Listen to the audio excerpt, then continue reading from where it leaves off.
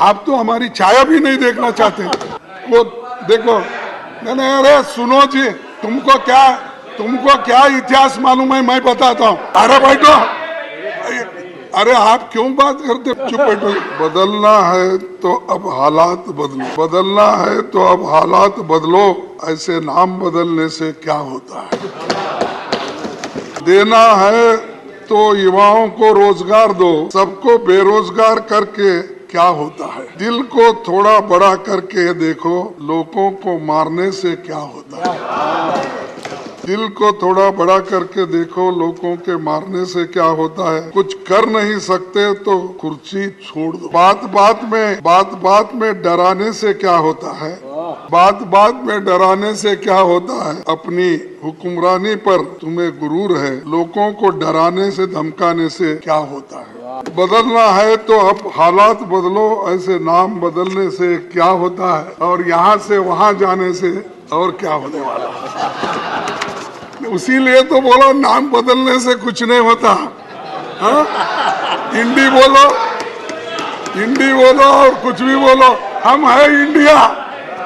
अरे आप कुछ भी बोलो, हम सब इंडिया। अरे चर्चिल ने कहा, यानी इतना अंडरमाइन किया हमको कि ये लोग अनपढ़ है, अंगूठे छाप है, ये लोग क्या करेंगे, और बार बार हमको टोका जाता है। 70 साल में आपने क्या किया। अरे 70 साल में तो यही किया हमने। इसको मजबूती दी हमने, लोकतंत्र को बचाया हमने, और संविधान को लेकर हमने आगे बढ़े।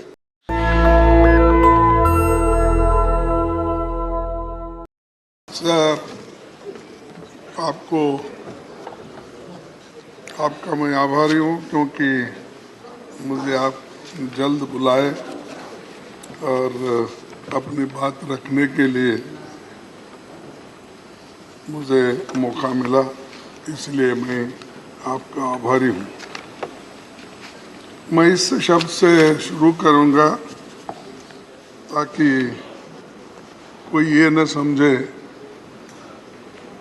कि हमारे लिए ही ये बोल रहे हैं। मैं आम जनता जो बोलती है वही बात मैं यहाँ रख रहा हूँ।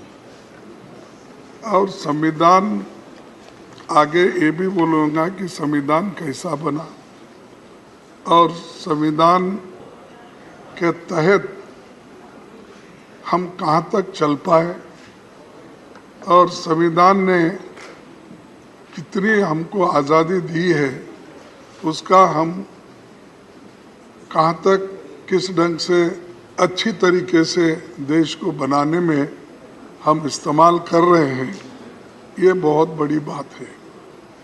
ठीक है, आपके भाषण में तो आपके अचीवमेंट भी आए, आपके अनुभव भी आए, और आप जो चाहते थे उसको यहाँ पर रखने की कोशिश की है। लेकिन मैं इससे शुरू करता हूँ। बदलना है तो अब हालात बदलो, बदलना है तो अब हालात बदलो, ऐसे नाम बदलने से क्या होता है। देना है तो युवाओं को रोजगार दो, सबको बेरोजगार करके क्या होता है। दिल को थोड़ा बड़ा करके देखो, लोगों को मारने से क्या होता है। दिल को थोड़ा बड़ा करके देखो, लोगों के मारने से क्या होता है। कुछ कर नहीं सकते तो कुर्सी छोड़ दो। बात बात में डराने से क्या होता है। बात बात में डराने से क्या होता है। अपनी हुक्मरानी पर तुम्हें गुरूर है, लोगों को डराने से धमकाने से क्या होता है। बदलना है तो अब हालात बदलो, ऐसे नाम बदलने से क्या होता है, और यहाँ से वहाँ जाने से और क्या होने वाला है। सर, तो सबको गर्व है देश पे, और इसीलिए मैं कहूँगा कि जो संविधान आज़ादी के बाद बनी और इस संविधान के तहत हम सभी को चलना है और देश के लिए हम कुछ करना है। और इसमें मैं एक ही बात कहूँगा कि इस पार्लियामेंट्री जर्नी में 75 साल जो संविधान सभा का ये जो संविधान करके हुआ और उसके अचीवमेंट, एक्सपीरियंस, मेमोरीज, लर्निंग्स, इस पे ही हमको बात करना था। तो मैं इसी पे थोड़े शब्दों में बोलूँगा कि एक मेरी भी जर्नी 50 साल में असेंबली और पार्लियामेंट मिलके 52 साल हिस्सा है मेरा भी, लेकिन मुझे यहाँ ज़्यादा समय नहीं मिला, मेरे को वहीं पर रखना पड़ा, बेंगलुरु में ही था। यहाँ बहुत से नेताओं के भाषण सुनने को मुझे कम मौका मिला, सिर्फ 14 साल मिले। कहाँ जा रहे हैं?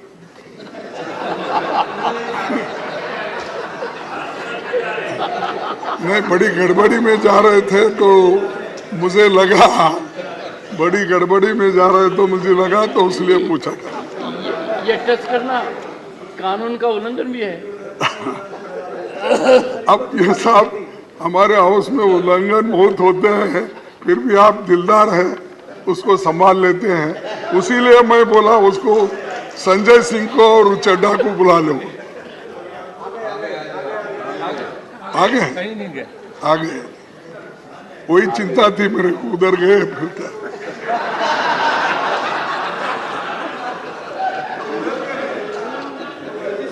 सर, ये संविधान सभा, ये भवन आजाद भारत के सारे बड़े फैसलों का गवाह है और इसी भवन में हमारी संविधान सभा 11 सत्रों में 165 दिन बैठी। उसने 90,000 शब्दों वाला जो संविधान बनाया वो 26 जनवरी 1950 को लागू हुआ। जब 26 नवंबर 1949 को संविधान सभा ने इसकी मंजूरी दी। वहाँ की बहस सुनने के लिए करीब 53,000 लोग आए थे, विजिटर्स, यानी इस मौके पे। सभापति जी, आपने अपने जयपुर के पीठासीन अधिकारी सम्मेलन में संविधान सभा के 11 सत्रों के व्यवधान रहित संचालन को एक आदर्श स्थिति कहा था, यानी किस ढंग से वो चला और कितनी अच्छी थी, यह आपने जयपुर के अपने मीटिंग में अपने वक्तव्य में कहा।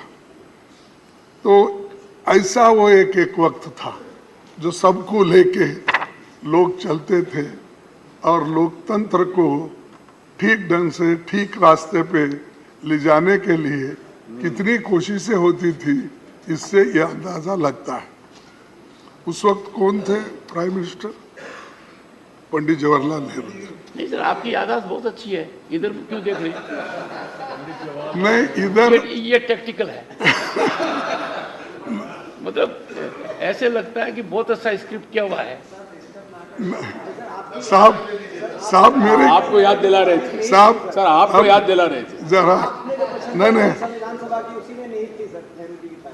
बिल्कुल ऐसा ही था, क्योंकि तब राष्ट्र की बुनियाद रखने का काम हो रहा था, बुनियाद रखना। और बुनियाद के अंदर जो पत्थर जाते हैं वो दिखते नहीं, और जब वॉल पे आप नाम लगाते हो वही दिखते हैं।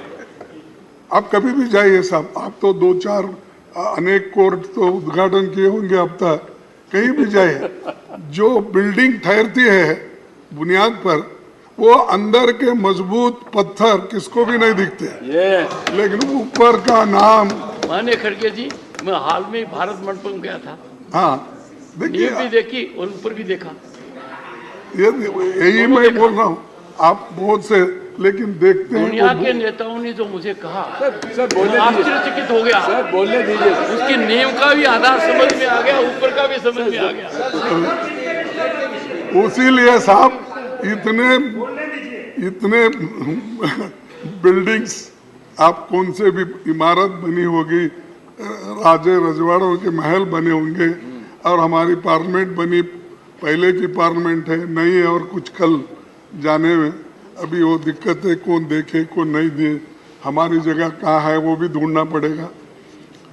उसमें मैं आपकी मदद करूंगा, अच्छा और आज ही करूंगा। चलो सर, संविधान सभा ने चुने गए विभिन्न धाराओं के लोग महान नायक थे, उसमें अपने दौर के महारथी थे, उनका बड़ा जमीनी अनुभव भी था।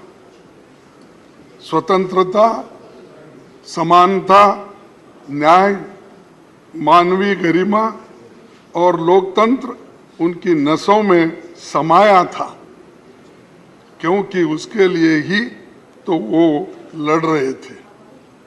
इसीलिए संविधान निर्माताओं ने हमें जो संविधान दी है, वही हमें आज भी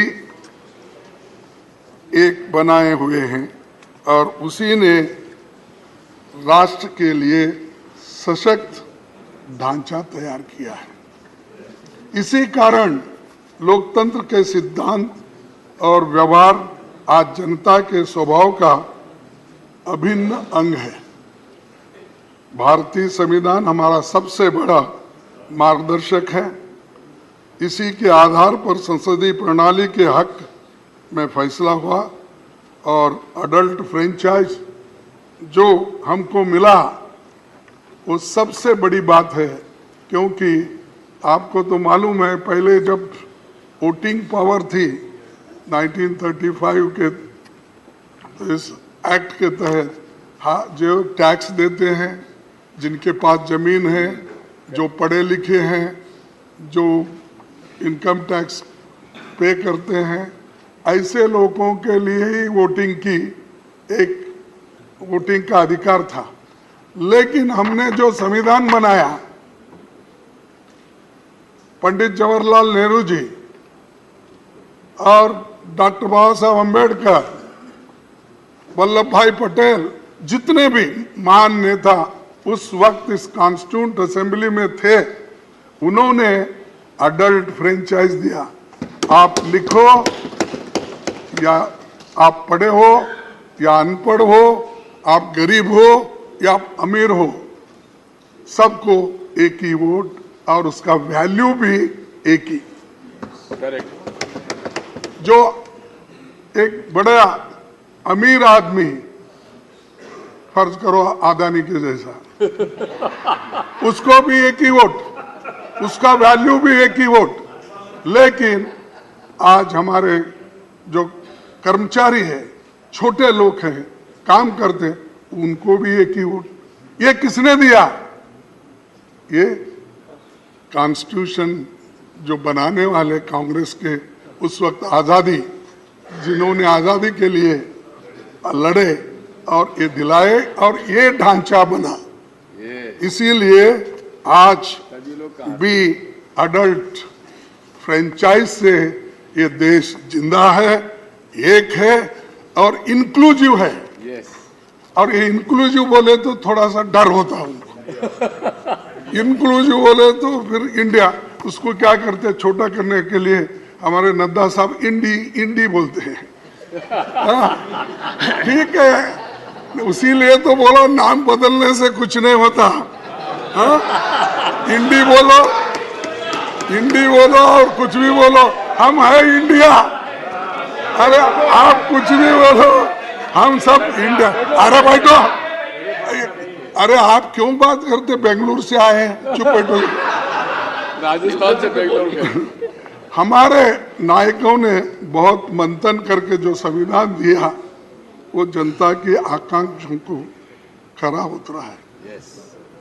बाबा साहब संविधान सभा के अपने अंतिम भाषण में उन्होंने ये कहा था, मैं ये कोट करना चाहता हूं अगर आपकी इजाजत है तो। इजाजत है?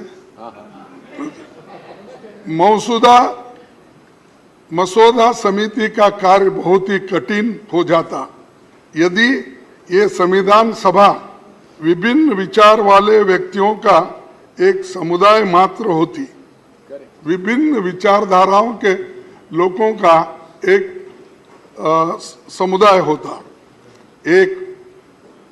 एक उखड़े हुए फर्श के समान होती, जिसमें कहीं एक काला पत्थर होता तो कहीं सफेद, और जिसमें प्रत्येक व्यक्ति या प्रत्येक समुदाय स्वयं अपने को विधिवेता समझता, सिवाय उपद्रव के और कुछ नहीं होता। तो उस वक्त बोल रहे कि इतने सब रहने से उपद्रव के कुछ नहीं होता। सभा में कांग्रेस पक्ष की उपस्थिति ने इस उपद्रव की संभावना को पूर्णतः मिटा दिया और इसी के कारण कार्यवाहियों में व्यवस्था और अनुशासन दोनों बने।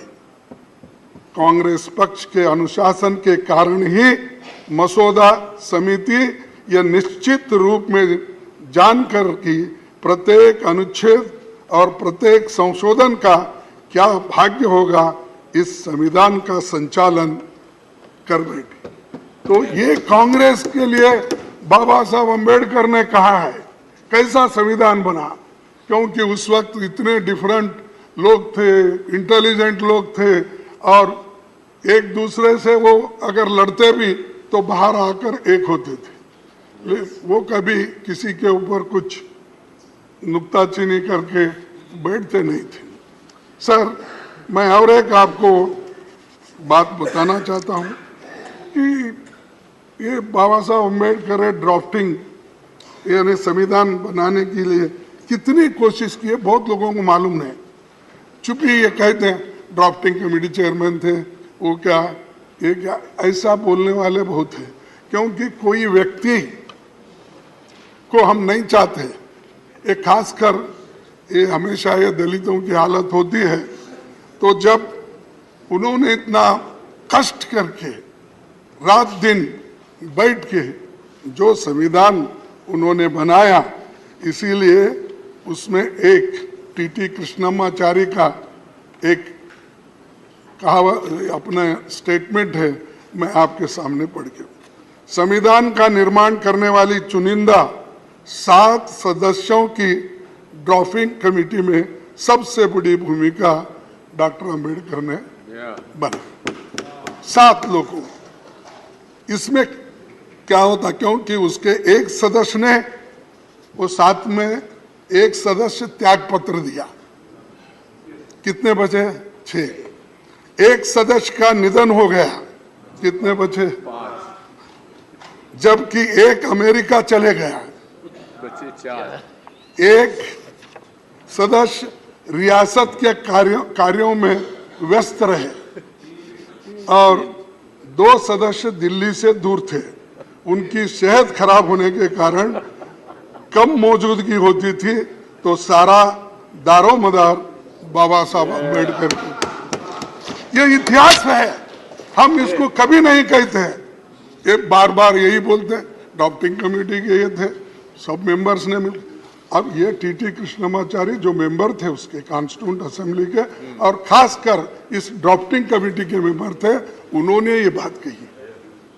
तो एक व्यक्ति देश बदलने के लिए, संविधान को मजबूत करने के लिए, लोकतंत्र को मजबूत करने के लिए और कॉन्स्टिट्यूशन को जीवित रखने के लिए सबसे कंसल्ट करके कंसेंसस जो बनाते हैं, वो किसके जमाने में हुआ?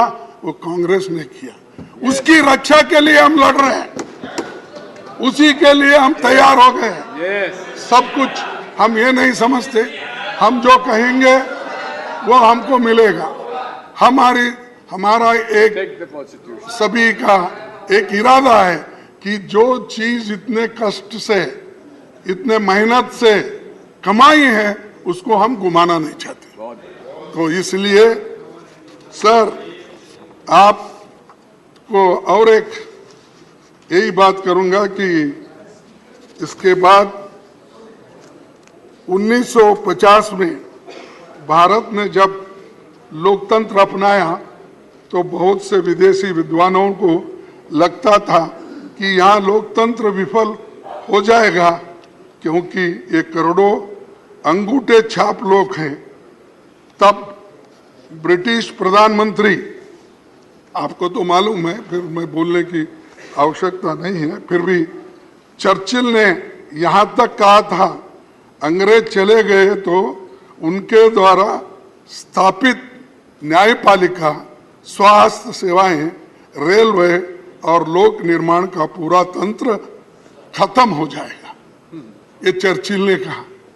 यानी इतना अंडरमाइन किया हमको कि ये लोग अनपढ़ है, अंगूठे छाप है, ये लोग क्या करेंगे, डेमोक्रेसी को कैसा टिकाएंगे।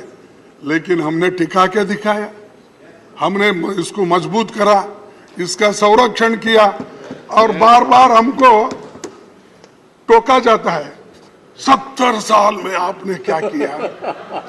अरे 70 साल में तो यही किया हमने, इसको मजबूती दी,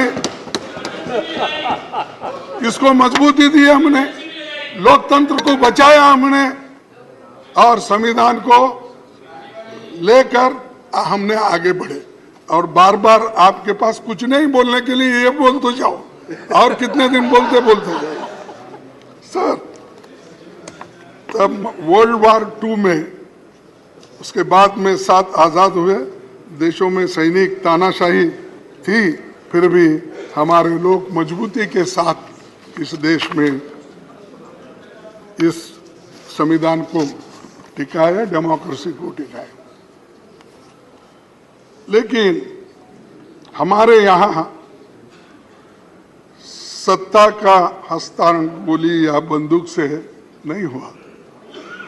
महात्मा गांधी जी हमें जो आज़ादी दिलाए वो सिर्फ नॉन वायलेंस, नॉन कोऑपरेशन से, और इसीलिए हमारी जो संविधान में हमारी जो आदर्श हमारे सामने हैं, उनके वजह से आज सभी लोग इसका पालन करते हैं और इसको आगे ले जाते हैं। दूसरी बात मैं कहूँगा कि इस भवन में 75 सालों के दौरान देश की किस्मत बदली है और देश की सूरत बदलने वाली तमाम कानूनें यहाँ बनी हैं। जमींदारी एबोलिशन, छुआछूत मिटाने का, ओबीसी का आरक्षण के लिए कानून यहाँ बने, यहाँ तक कि ईडब्ल्यूएस के भी बने। सभापति जी ने, मैं पहले प्रधानमंत्री नेहरू जी का खास तौर पर जिक्र करना चाहता हूँ। उनका मानना था कि संसद तभी तक प्रासंगिक है जब एक समय की बदलती जरूरतों के मुताबिक निरंतर विकसित गतिशील संस्था बनी रहती है। तेजी से बदलाव के दौर में संसद की तेजी से काम करना होगा, ये नेहरू जी का कहना है। तो हम तो कोऑपरेट कर रहे तेजी से काम करने के लिए, लेकिन कभी कभी झगड़े की बात ही ज़्यादा होती है। सर, नेहरू जी के पहले कैबिनेट में कैसा, यानी मैं ये बता रहा हूँ कि कैसे डेमोक्रेटिक वे से पहले चलती थी। नेहरू जी के कैबिनेट में वो सबको अपने साथ लेके चलते थे। उन्होंने जो पहली कैबिनेट बनाई उसमें सबसे योग्य लोगों को शामिल किया। जो कांग्रेस में नहीं थे वैसे 5 लोगों को शामिल किया। साहब उन्होंने तो 5 अपोजिशन के लोगों को शामिल किया, उनसे सहमति नहीं होती थी उनको किया। आप तो हमारी छाया भी नहीं देखना चाहते। उन्होंने पहली कैबिनेट बनाई थी बाबा साहब और श्याम प्रसाद मुखर्जी साहब समेत 5 दूसरे धारा के विचारधारा के लोग थे। अब हो सकता है सर? ये कब तक चली सर? हाँ, ये परंपरा कब तक चली? नहीं ये नहीं, देखिए जब तक नहीं, उसके बाद में तो हर पार्टी हर विचारधारा के लोग अपना अपना फ्लैग लेके निकला।